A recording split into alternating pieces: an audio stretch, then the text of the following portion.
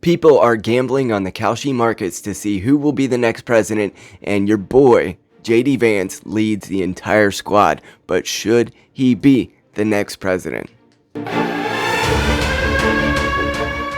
Before we get into it, my name is Casey. I'm a husband, father, a therapist of more than 13 years, and I'm sitting here in JD Vance's hometown. That's part of the reason why I try to support his candidacy. If you can get behind that, please like, share, and subscribe. I would love to further earn your support. JD Vance and another Republican candidate lead the entire field in the Kalshi betting markets for the next president of the United States. And part of the reason why this is better at times than polling is because people are putting their money where their mouth is, and they are attempting to actually win the bet that this person will become the president. So it's a little bit more investment than any type of polling that one of these political outlets does. They have JD Vance at 20%. The next candidate in line is Marco Rubio at 16%, and then the Democrat candidates follow. Turning to the presidential election, we do have a little bit of good news. Our sponsor, Kalshi, has just come out looking at not just the Republican field for 2028 or the Democrat field for 2028, but the whole race. And right now, JD Vance leads the whole pack. JD Vance has 20% odds on Kalshi of winning the whole thing outright, followed by Marco Rubio, who's at 16%, followed by Gavin Newsom at 11%, followed by AOC at 9.6%. This is really, really good news.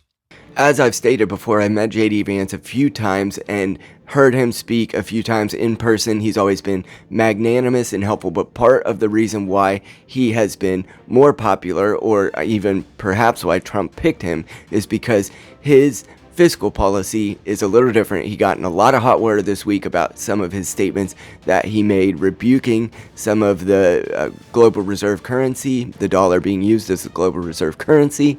But let's take a look at the couple Democrat presidential candidates that are actually in the running in Kalshi.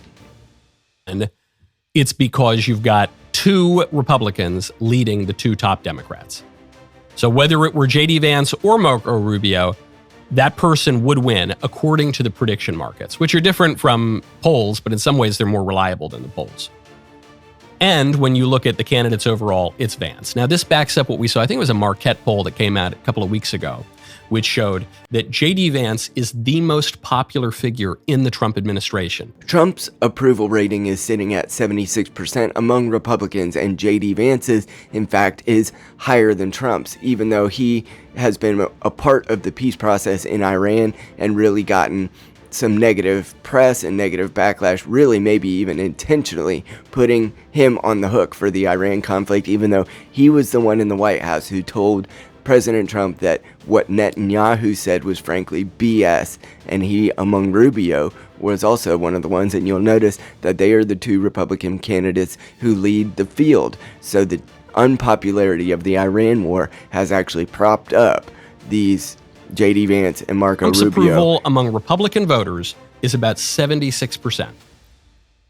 So it's lower than guys like JD Vance, Marco Rubio, or Pete Hegseth. Now, I think you got to grade Trump here on a curve because Trump is the chief. He's the guy. The buck stops with him. So he's taking most of the attacks, most of the slings and arrows coming his way. No surprise that he's been dinged a little bit among Republican voters. Hegseth doing very well. Rubio doing even better. But JD Vance leading the pack. This is a little surprising because JD has taken a lot of hits, at least in the political media, at least among the activist set. He's taken way more hits than Marco Rubio has, for instance. Marco Rubio has had months of just constantly positive press. The bottom line is this: there is a huge disconnect between the zeitgeist and the discourse on the right-wing Twitter and in many of the places where JD Vance is getting a lot of hate mail. And that includes people like Nick Fuentes, all the way down to some of the more post-liberal creators online really dislike JD, even though I believe he better represents what their actual premise for where they want the country to go looks like. Great job. But what does this tell us? This tells us that there is a big disconnect between the political media on the right, the activist groups on the right, the lobbyist groups on the right, and the actual Republican voters. Even after all those hits, people, I think, very dishonestly trying to pin the Iran war on JD Vance. JD Vance, who is not the commander-in-chief, not the nation's chief diplomat, He's the vice president who, according to reports, was rather skeptical of the Iran war from the beginning. I thought it was very dishonest. I thought it was just people who were trying to attack Trump but didn't have the gullions to attack Trump, so they attacked Trump's wicked advisors, in particular their least favorite one, which is J.D. Vance. I want to watch a little bit of this clip about what J.D. Vance said about the rise of socialism. It's about 43 seconds, so let's take a second here, and I'll put it on the screen.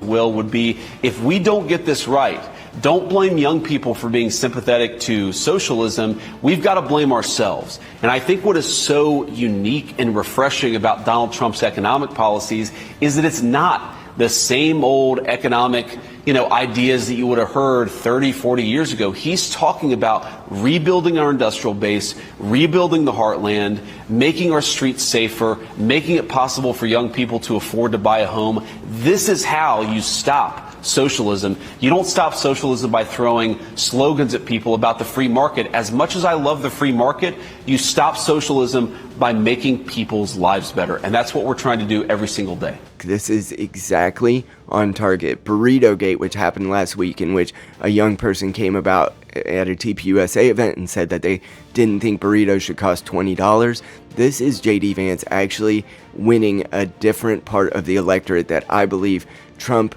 may have held in 2024 but disappointed. And part of that is the affordability crisis that has hit young people the hardest. The lack of their ability to afford a house at an early age, or even at a moderate age like age 30, is so incomprehensible right now that J.D. Vance is attempting to speak to what is necessary in order to win back that part of the electorate. I think a great many people are disappointed in the Trump presidency because gas is $4 and because Iran is not America. And so we're expending time, talent, and treasure in ways that does not represent what the populace wanted. Populism is popular because the populi, the people, are in favor of doing what's best, first and foremost, for their country, for themselves, and they don't see this foreign adventurism as being part of that. So J.D. Vance could bring it home for Republicans, but this is probably more than anything a remark on how bad the Democrats are doing, how negatively they are viewed even by their voter base, and how their candidates just really don't stack up. And if they put AOC against J.D. Vance, many people would disagree with me on this.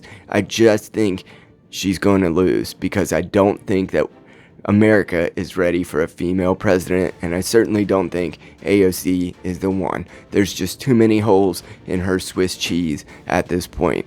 And if you would like to eat other kinds of cheese on this channel, I tried to represent the future of faith, fatherhood, and freedom in a way that would promote that for our children. I still take an optimistic view of the American experiment, and I would love your support in pushing that message forward.